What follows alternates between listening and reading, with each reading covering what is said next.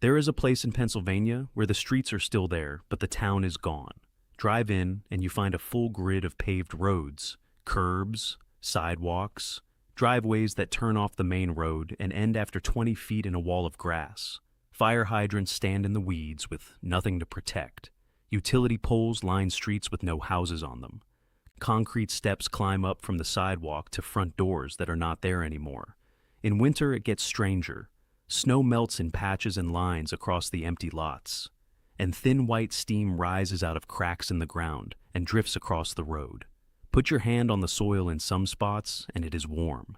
In others, it is hot enough that you should not. There were more than 1,000 people living here. There is a road grid, and there are fewer than 5. The reason is underneath. In May of 1962, a fire got into the coal seams below this town. It has never gone out. Not in 64 years. It is burning right now. At this moment, as you watch this, in a labyrinth of abandoned mine tunnels spread across thousands of acres and reaching depths of around 300 feet. Every attempt to stop it failed. Every one. And the estimates from the people who study it say that with the amount of coal still down there, it could keep burning for another 250 years. This is Centralia, Pennsylvania, and it is not a story about a disaster that happened. It is the story of a disaster that is still happening, slowly, quietly, under a place that used to be a town. And it is the clearest example in America of something this channel keeps circling. The ground does not have to move violently to take a place away from you. It only has to be patient. Start with what is actually burning, because the scale is the part people always underestimate. Pennsylvania coal country sits on anthracite, hard coal, dense, clean burning, the best heating coal in North America. And the reason towns like this one existed at all. Centralia was founded in the 1800s around exactly that, a colliery. Deep mines cut into the hillside, and then generations of tunnels branching out below the streets as the seams were followed. By the middle of the 20th century, the mining had largely wound down.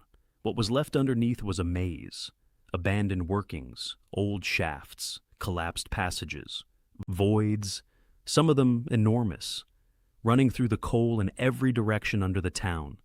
Now, understand what that means for a fire. When we picture a coal fire, we picture a lump of coal in a stove. But this is a fuel deposit measured in millions of tons, sitting inside its own ventilation system. Those old tunnels and cracks let air move. Air means oxygen. Oxygen means the fire can keep going, slowly, deep underground, where there is no rain, no wind, nothing that ever puts a fire out. And so it moves. It creeps along the seams. Following the coal, it burns at depth. It sends heat and gas upward through the fractured rock to the surface. It has been mapped across an area measured in thousands of acres, something on the order of 8 miles of affected ground. It is not a bonfire under a town. It is a slow-motion furnace inside a mountain of fuel, and the front of it advances at a pace measured in feet per year. So, how did it start? The story is almost unbearable in its ordinariness. In the spring of 1962, the borough of Centralia had a problem every small town has, a garbage dump. And Memorial Day was coming, which meant families would be visiting the cemeteries on the hill, and the town wanted the place cleaned up, so the council arranged what they had arranged before. The dump would be burned down. Set the trash alight, let it burn off, cover it over. The dump sat in an abandoned strip mine pit, an open scar left over from surface mining decades earlier, roughly 75 feet across and 50 feet deep. And that detail is the entire disaster. Pennsylvania had actually passed a law a few years before, requiring that a pit used as a landfill be inspected and lined with an incombustible barrier, precisely because burning trash in an old mine pit was known to be dangerous. On the appointed day, the trash was lit. Firefighters were present. It burned. It was hosed down. It appeared to be out. It was not out. Somewhere in the floor or the wall of that pit, there was an opening into the old mine workings below, maybe an unsealed hole, maybe a gap in the rock, something that had not been properly filled. And through that opening, the trash fire reached the coal. Nobody knew for weeks. Then the smoke started coming back. They dug it out and doused it. It came back. They dug again, deeper, found burning material, doused it again. It came back. Each time the fire had moved a little further into the seam than the excavation reached, and each time the digging opened up new pathways for air. That pattern, over the following years, became the entire history of the response. There were multiple major attempts to stop it.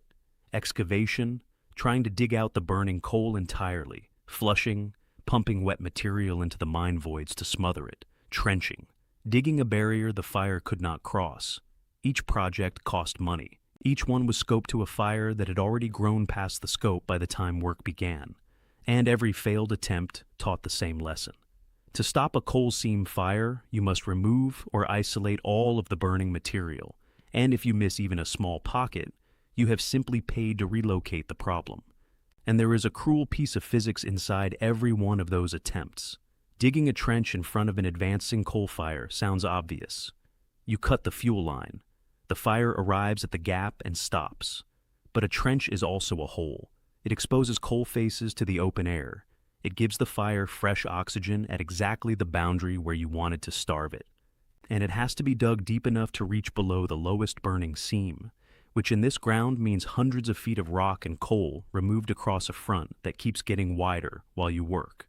Contractors would begin a barrier project, and by the time the machinery was in position and the excavation was underway, the fire had already flanked the line.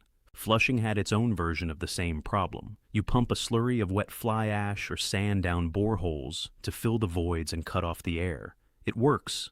In the voids you actually fill. But nobody had a complete map of the abandoned workings under Centralia, because much of that mining predated any requirement to file accurate plans.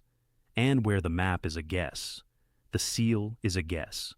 Fill 9 tunnels and miss the 10th, and you have built a very expensive chimney. By the 1970s, state and federal agencies had concluded that a full excavation, digging out the entire affected area, would be enormously expensive. And so, the decision was made, over and over, to do smaller, cheaper things instead. None of them worked, and the fire kept spreading under the streets. Here is the part I keep coming back to. For roughly the first 20 years, most people in Centralia lived normal lives on top of it. That sounds impossible, but it is what happened. The fire was mostly deep and mostly on the edge of town at first. Yes, there were vents. Yes, some gardens grew strangely warm, and some basements smelled of sulfur. Yes, snow melted in odd places, but children went to school. The mines had closed, but people worked. The churches were full. There were arguments in town about how serious the problem was, and there was a real division between residents who believed the fire was an emergency and residents who believed it was being exaggerated, because their own homes were fine, and because the alternative was accepting that their town had to end. And then, on Valentine's Day, 1981, a 12-year-old boy named Todd Domboski was walking across his grandmother's yard. The ground opened under him, a sinkhole, 4 feet wide, dropping away into darkness. And he went into it.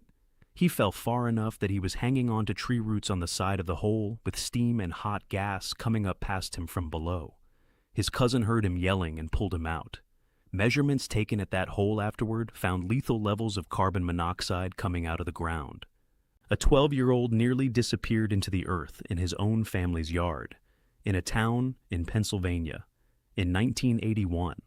That was the moment the argument ended. What followed was a scramble of testing that should have happened years earlier.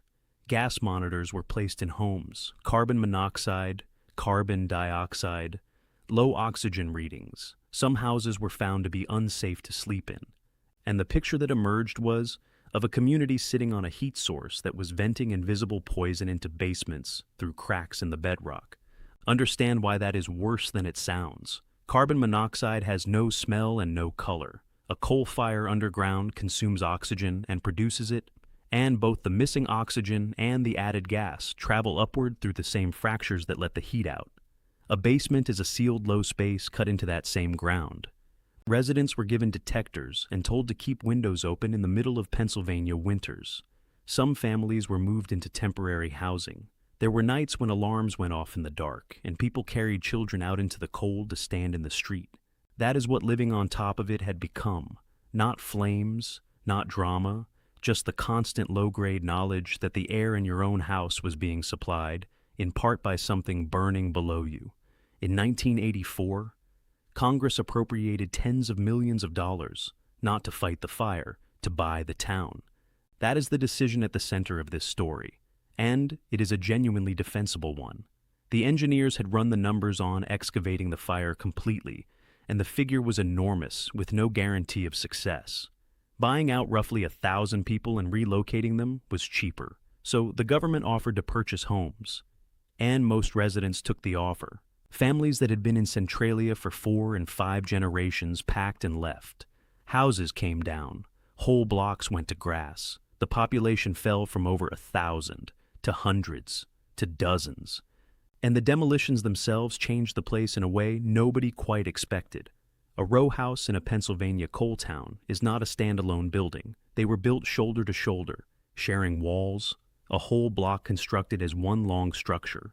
So, when one family sold and left, and their half came down, the neighbor who had refused to sell was suddenly living in a house with an exposed side wall that had never been meant to face weather. Crews would come and buttress it, put up bracing, spray on sealant.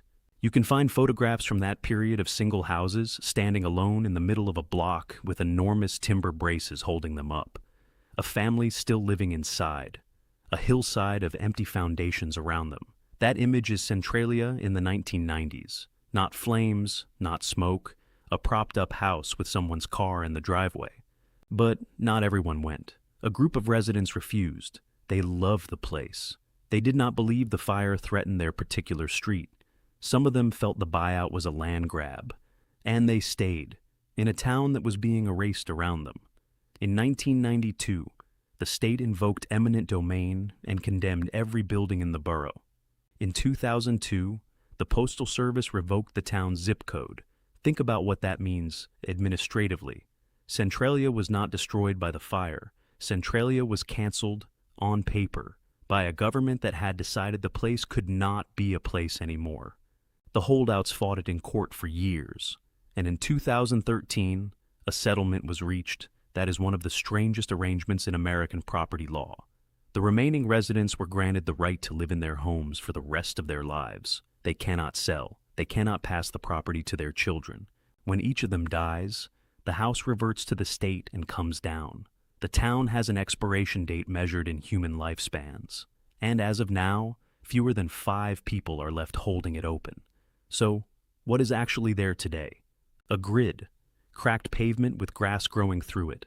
Cemeteries, still maintained, still visited, on the hills above the empty lots, which is its own kind of detail.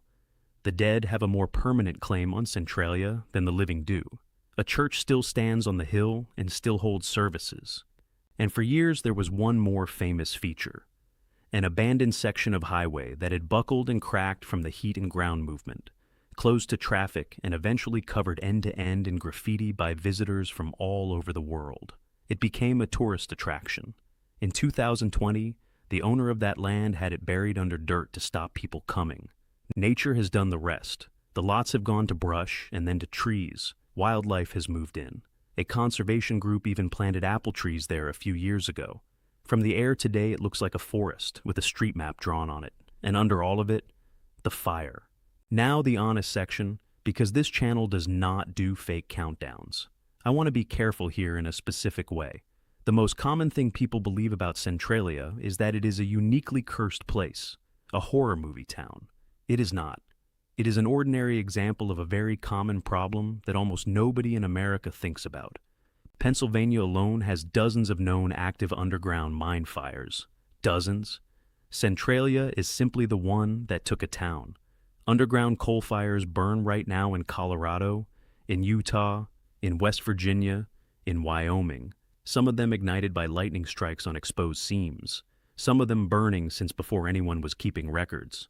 Globally, the problem is enormous. Coal fires in China, in India, in Indonesia burn through millions of tons of coal every year and produce a significant volume of greenhouse gas that essentially nobody accounts for. This is one of the largest ongoing environmental events on the planet, and it has no dramatic moment, no footage, no anniversary, so it stays invisible. There is a coal fire in Australia that geologists believe has been burning continuously for thousands of years, long enough that it has slowly migrated across the landscape, leaving a trail of baked and reddened rock behind it, like a scar drawn in geological time. Nobody started that one. Lightning or spontaneous combustion did. It simply found coal and never stopped. Centralia is not an aberration in nature. Centralia is what happens when one of these fires starts underneath somewhere people live. The second honest point, is Centralia dangerous to visit? Mostly no, in the sense that walking the road grid on an ordinary day is not a death sentence, and people do it constantly. But the hazards are real and they are not predictable. Ground can be unstable over old workings. Sinkholes have opened without warning. That is the entire lesson of 1981. Gas can accumulate in low spots and enclosed spaces, and the fire is not static. Its boundaries move. The state has posted warnings for decades for exactly these reasons. And the third point, the one that matters most, nobody is going to put this out. There is no plan. There has never been a funded plan to fully extinguish it since the buyout decision was made in the 1980s. Because the honest engineering answer has not changed. To kill it, you would have to excavate an enormous volume of burning and unburned coal across thousands of acres. And the cost was judged not worth it when there was a town to save. There is no town now. So there is even less reason to spend the money. The fire has effectively been granted a life estate too. So, 3 futures. The honest way to hold Centralia. Future 1. And this is simply what is happening. The fire keeps burning and the forest keeps growing. The last residents live out their lives. The houses come down. The grid slowly disappears under trees until it is just a curious pattern visible from a satellite. The fire follows the coal into ground where nobody lives. And the whole thing becomes a place name attached to a strange fact. Future 2, the fire finds a new direction. Coal seam fires do not move in straight lines. They follow fuel and air, and the surrounding area is not empty. There are neighboring communities in that valley, roads, a major highway corridor. If the fire spreads toward inhabited ground, the same conversation from the 1970s restarts in a place where people still live, and the state has to decide again whether to spend the money this time. Future 3, the one that requires nothing new at all. It just keeps burning for a century, for 2 centuries, long past everyone alive today. The estimate people quote is around 250 more years. And the only reason that number exists is because that is roughly how long the accessible coal lasts. There is no version of this where somebody wins. There is only fuel and time. Here is my honest opinion, after everything the research shows. Every other episode of this channel involves a force that dwarfs us. Plate boundaries, magma chambers, waves taller than skyscrapers. Centralia is the opposite. Centralia is small. A town wanted to tidy up a garbage dump before a holiday. There was a law about how to do it safely. The law was not followed carefully enough. And that ordinary municipal shortcut, on an ordinary spring day, started something that has now outlived the town, will outlive everyone who ever lived in it, and will very likely still be burning when nobody alive today has a grandchild left. That is a genuinely different kind of horror from an earthquake. An earthquake is indifferent. This one is ours. And the most unsettling detail is not the fire. It is the buyout. Because when America finally confronted this problem, at the highest level, with all the engineering it had, the conclusion was that the cheapest available answer was to remove the people and leave the fire. We did not lose to the ground. We negotiated with it, and it kept the land. So, now I want to hear from you. Had you heard of Centralia before this video? And be honest with me, did you know the fire is still burning today? Or did you assume it had been dealt with decades ago?